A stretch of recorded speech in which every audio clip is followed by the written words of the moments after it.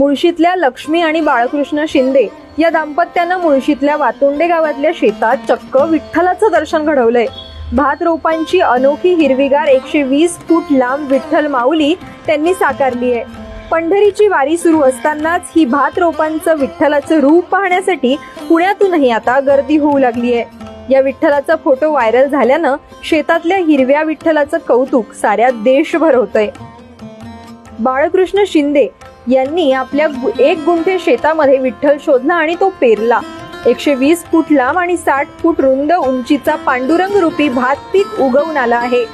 महिनाभरापूर्वीच शिंदे यांनी शेतात बियाणं टाकून दाढ तयार केली होती। भाताच्या दाढी विठ्ठल रूपी फक्कीनं काढलेल्या डिझाईन मध्ये तंतोतंत पेरल्यात। पाऊस होताच आता हा पेरलेला विठ्ठल लक्षवेधी ठरलाय। मुठा नदीच्या तीरावरील वातोंडे गावातील निसर्गरम्य परिसरात लक्ष्मी बाळकृष्ण शिंदे